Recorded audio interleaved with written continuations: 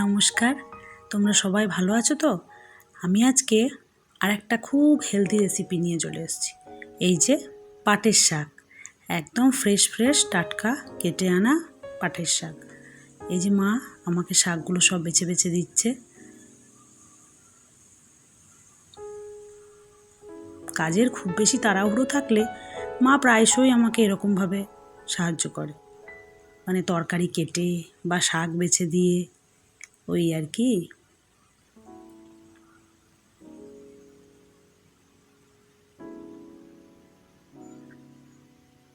এই যে পাটের শাক, এটাকে অনেকে আবার লালতের শাকও বলে থাকে।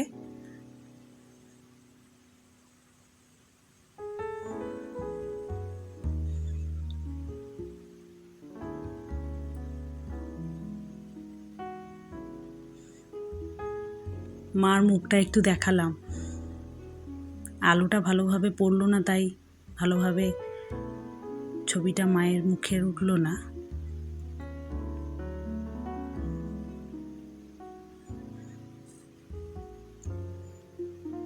কথায় আছে, শাক অন্ন পরিপূর্ণ।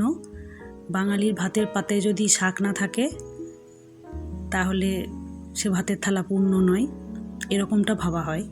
তাই প্রায়শই আমি আমার ভাতের পাতে শাক রাখার চেষ্টা করি।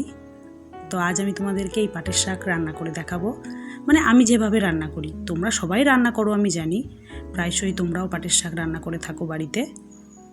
এই যে মা শাকটাকে বেশ মোটা মোটা করে কেটে দিচ্ছে। কেটে না দিলে পাতাগুলো সেদ্ধ হওয়ার পর লতা লতা হয়ে থেকে যায়। এই যে শাকটাকে আমি ভালো করে ধুয়ে নেব, দুবার ধুয়ে নেব, যাতে শাকের গায়ে লেগে থাকা বালি বা ধুলো সেগুলো ভালোভাবে পরিষ্কার হয়ে যায়।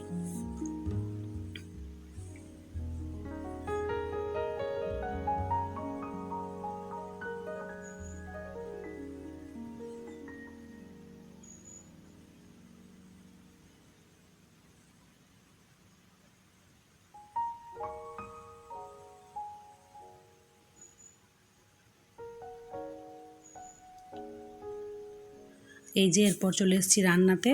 কড়াইতে বেশ খানিকটা জল নিয়ে সেটাকে ভালোভাবে গরম করে নেব।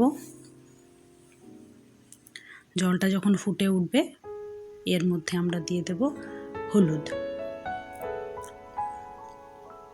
আর কিছুটা পরিমাণে লবণ দিয়ে দেব। মানে শাকে যেমন পরিমাণে শাক থাকবে সেরকম পরিমাণ অনুযায়ী লবণ দিয়ে দেব। তারপর যখন হলুদ লবণটা ভালোভাবে ফুটে উঠবে, জলের সঙ্গে মিশে যাবে, তখন আমরা ধুয়ে রাখা শাকগুলো সব দিয়ে দেব তার মধ্যে। এই গ্রীষ্মের দুপুরে এরকম পাটের শাক খেতে কিন্তু খুবই ভালো লাগে। আমরা গ্রামগঞ্জের মানুষেরা প্রায়শই এই শাক বানিয়ে খেয়ে থাকি। আরও বিভিন্ন ধরনের শাক বানাই, তার মধ্যে এই পাটের শাকও একটা। এই যে শাকটা ফুটতে আরম্ভ করেছে, এগুলো জলের সঙ্গে ভালোভাবে মিশিয়ে নেব। আর একদিকে আমি কিছুটা রসুন থেতো করে নেব শাকে ফোড়ন দেওয়ার জন্যে।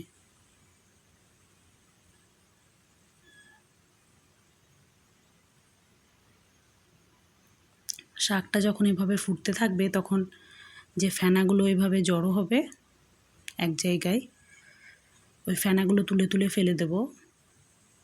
এতে শাকের টেস্টটা আরও ভালো হয়। এটা সম্পূর্ণ আমার শাশুড়ি মার কাছ থেকে শেখা।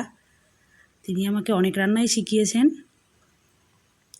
অনেক ভালো ভালো টিপসও দেন, যেগুলো আমার প্রতিদিনের রান্নার কাজে লাগে। এই যে ফেনাগুলো আমি তুলে দিচ্ছি।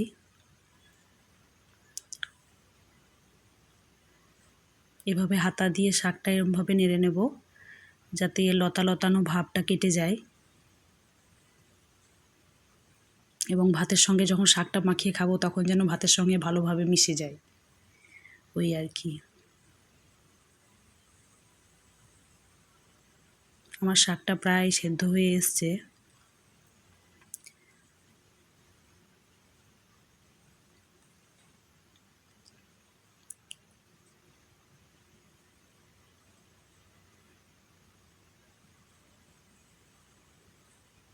তবুও কত ফেনাগুলো জমছে দেখেছেন?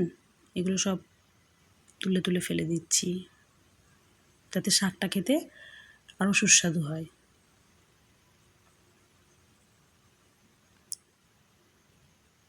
শাক সেদ্ধ হয়েছে সেটা এই যে হাতা দিয়ে কড়াইয়ের সাইডে এরকমভাবে নাড়া দিলে শাকটা কেটে কেটে যাচ্ছে, এতেই বোঝা যাচ্ছে যে শাকটা সেদ্ধ হয়ে গেছে। এবার আমরা শাকটা নামিয়ে রেখে দেব।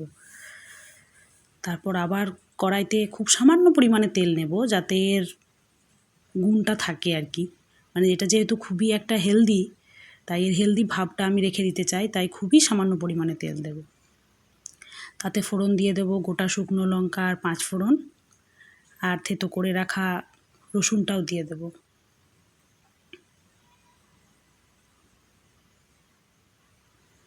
তারপর এটা ভালোভাবে নাড়াচাড়া করে নেব। রসুনগুলো একটু ভাজা ভাজা হয়ে এলে তখন শাকটা আমি ফেলে দেব। আমি কিন্তু তেলটা সত্যিতেই খুবই কম পরিমাণে নিয়েছি, যাতে শাকের হেলদি ভাবটা বজায় থাকে।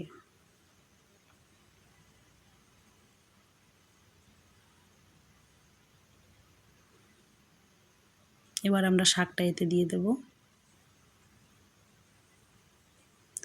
ব্যাস, শাকটা দিয়ে কিছুক্ষণ এভাবে নাড়াচাড়া করে ফুটে উঠলেই নামিয়ে নেব। হয়ে গেছে আমাদের খুব হেলদি এবং খুবই টেস্টি পাটের শাক। আমি তো এভাবেই বানাই। তো আপনারাও এরকমভাবে বানান বাড়িতে, আর গরম গরম ভাতের সঙ্গে পাটের শাকের মজা নিন। দেখা হচ্ছে পরের একটা ভিডিওতে। ভালো থাকবেন। টাটা।